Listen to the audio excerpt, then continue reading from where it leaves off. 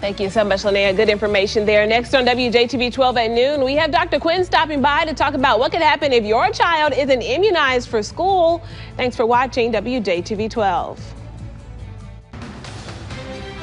Welcome back. Your time right now is 12:16. We're continuing our Focused on Back to School initiative here on WJTV 12, and this time we're mixing in some health with it. Today we're talking about school immunizations, and I have Dr. Quinn here to offer some of his expertise about it. Dr. Quinn, you were just telling me about something, the 7th grade shots. Tell us about that and why it's so important. Well, the deal is the Mississippi State Department of Health, along with Mississippi legislation, there's a law in place where every child that's going into the 7th grade at the age of 11 or 12 years old, they have to get that DTaP shot. And what happens is a lot of our parents, the JPS school system and the other school systems, they're getting the information to the parents, but some of them, they wait till the last minute. Okay. They'll go to the school and they'll get turned around, and then they'll come to the doctors and they'll be so angry. They're like, I want the shot right now. But the deal is we want to get the word out so parents can go ahead and get the shot now, so when school starts next week, the children will be admitted. Okay, and then also we were talking about if you don't get those immunization shots for school, what could your child be at risk for? Well, this particular shot for the 7th grade is the DTaP, and it protects us from tetanus, diphtheria, and pertussis. Now, the tetanus and diphtheria, these are both infections, and they're not very common in the United States, but there's actually been an uprise of the pertussis infection, which is the whooping cough. Oh, okay. And it's very contagious, and it can actually be deadly. Most of our children are pretty safe because usually if they get this infection, they might have like a fever, cough, sore throat, and normally the immune system will fight it off on an older child. But the problem is, in a lot of cases, they'll take it home and transmit it to the younger children, like the babies.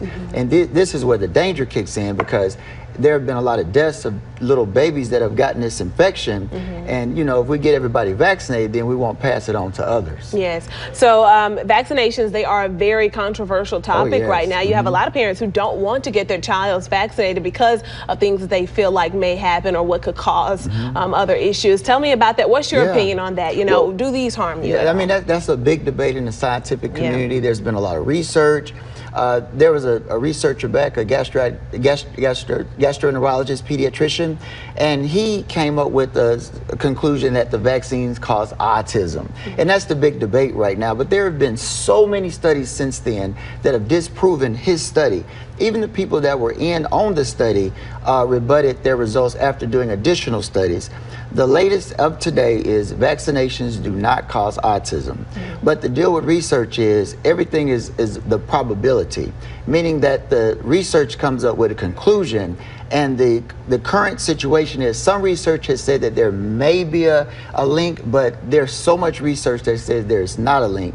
But the most important thing is children should get vaccinated because of vaccinations, we've saved a lot of children's lives, because a lot of these conditions, which can be deadly, have been pretty much taken care of with the vaccinations. Yeah. And also remember, if you need to get your child's immunization records, you can always go down this week, which is tomorrow, today and tomorrow. You can go to the Office of Vital Records. That is in Ridgeland. They're hosting kind of like a paperwork clinic from 8 a.m. until 4:30 p.m. So you can go and get those records and get your child registered, because like you said, you don't want to try to start school and then you have parents rushing in trying to get it done. And most of the doctor's offices, such as mine, we have access to the database, and we can just go in and print it out. And the form is called a 121 form. And that's what we fill out for the parents to take back to the school. But the most important thing is don't wait till the last minute. Yes. All right. Go ahead and get that done. Thank you so much, Dr. Quinn. Thank you. We'll be back right after the break. You're watching WJTV 12.